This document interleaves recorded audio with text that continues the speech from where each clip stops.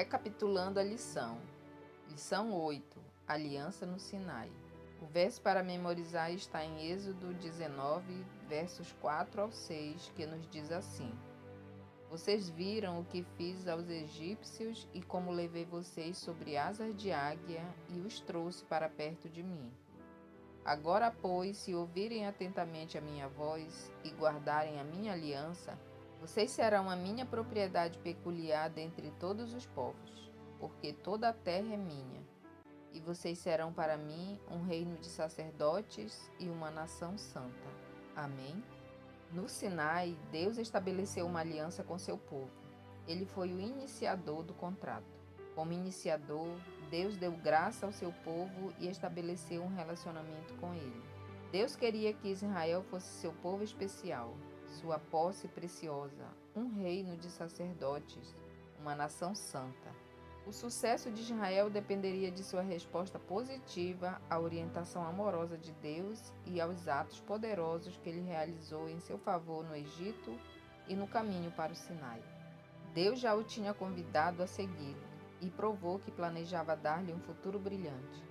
Se ele apenas mantivesse seus ensinamentos e buscasse cultivar um relacionamento genuíno com o Senhor, Deus seria capaz de conduzi-lo de uma forma sem precedentes à terra prometida. O povo precisava compreender quem Deus é e o que fazia por ele, para que pudesse admirá-lo, amá-lo, obedecê-lo e adorá-lo. A dádiva do Decálogo revelou princípios para uma vida feliz, equilibrada e próspera. Ao conduzir Israel para fora do Egito e guiá-lo através do Mar Vermelho e do deserto até o Monte Sinai, Deus desejou trazê-lo para si mesmo, conforme Êxodo 19:4. Por cerca de 1 ano, ele o ensinou por meio desse processo. Deus era como um pai amoroso para seu povo, instruindo-o sobre o que era melhor para sua prosperidade. O povo viu como Deus derrotou as divindades egípcias e cuidou de cada um no tempo das pragas e durante sua fuga do Egito.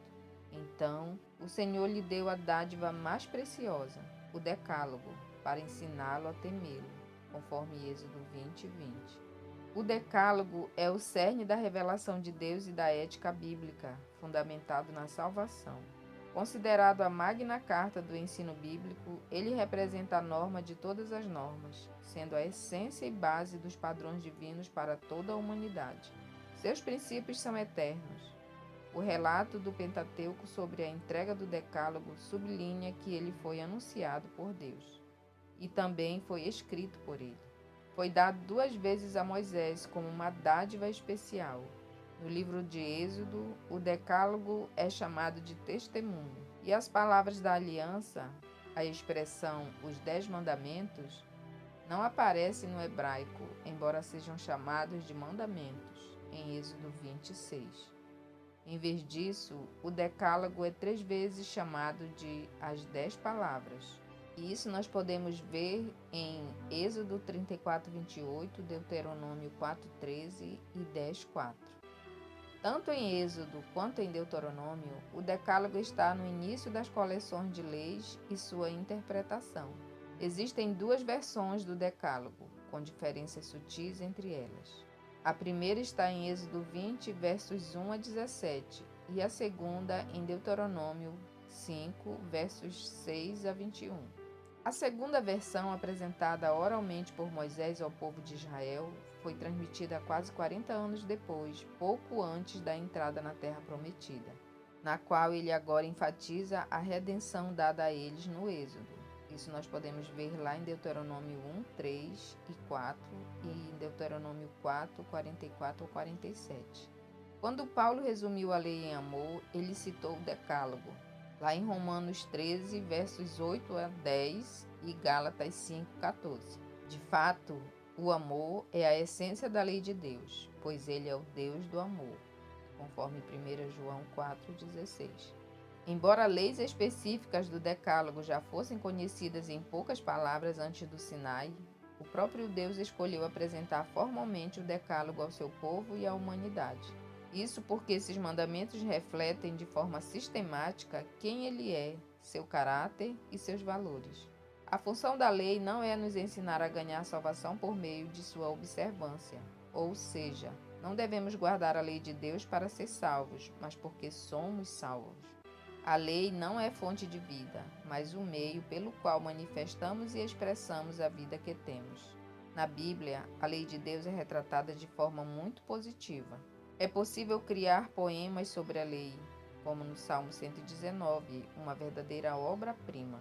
Cantar sobre ela e meditar nela dia e noite, porque a lei nos protege do mal e traz sabedoria, entendimento, saúde, prosperidade e paz. O Decálogo tem várias funções cruciais. 1. A lei de Deus é uma garantia de liberdade.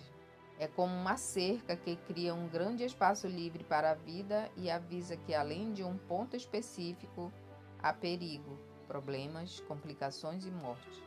Não há futuro para aqueles que saem do círculo da liberdade. 2. A lei é um espelho. Através dela podemos ver o quanto somos sujos e o quanto precisamos ser purificados. O Decálogo revela nossa pecaminosidade. No entanto, ele não pode nos purificar do pecado ou da culpa. 3. A lei de Deus é um sinal. Como tal, ela nos leva como um paidagogos ou um professor a Cristo. Ela aponta para Jesus que nos limpa, perdoa nossos pecados e muda a nossa vida. 4. O Decálogo é a promessa de Deus para nós. Ao proclamar essas leis, Deus promete que esses padrões farão parte de nossa vida se mantivermos um relacionamento próximo com Ele. O Senhor é o fiador que tornará esses padrões nosso estilo de vida permanente. Estaremos tão próximos dele que não desejaremos aquilo que é proibido. Encontraremos alegria em nossa comunhão com ele, pedindo que ele realize essa obediência em nós pelo poder de sua graça, de sua palavra e de seu Espírito Santo. No Decálogo, os mandamentos 4 e 5 são apresentados em hebraico como comandos positivos na forma do infinitivo absoluto, que possui 2 significados em textos legais: um comando ou uma promessa enfática. Os outros mandamentos são expressos como comandos negativos, empregando a partícula de negação, não, seguida do jussivo, uma forma imperfeita. Além de o significado dessa expressão em hebraico indicar uma proibição permanente, ou seja, um mandamento, sugere-se que ela também transmite uma situação futura, sendo, portanto, uma promessa. À luz dessa sugestão, uma tradução adequada poderia ser: você não irá, e não você não deve. Apoio para a compreensão do Decálogo como uma promessa pode ser encontrado em Juízes 6:23, onde o Senhor promete a Gideão: você não morrerá.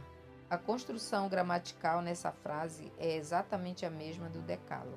O significado em hebraico do termo dabá, usado para descrever os 10 mandamentos, não significa necessariamente mandamentos, mas palavra ou promessa.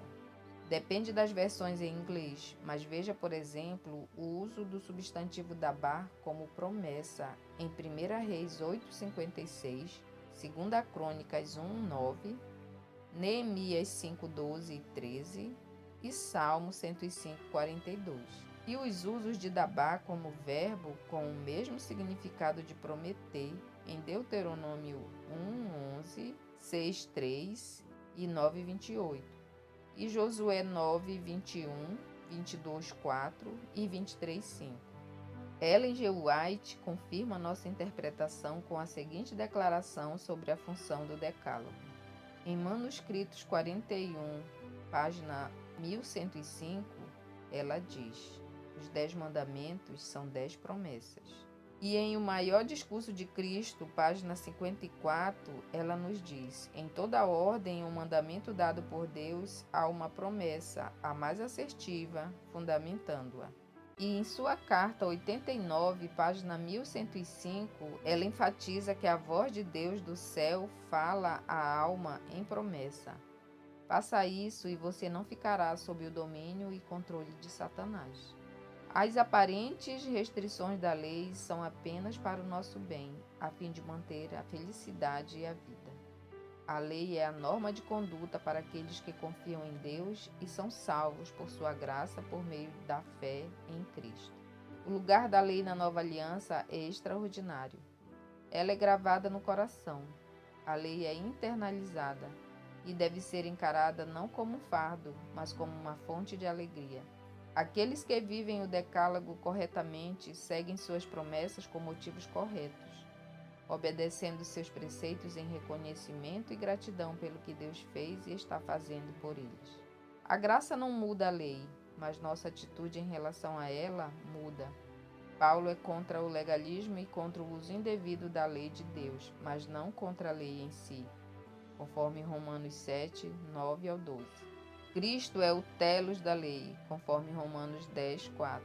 E isso significa que ele é seu objetivo e propósito, não o fim no sentido de término ou cessação de sua validade.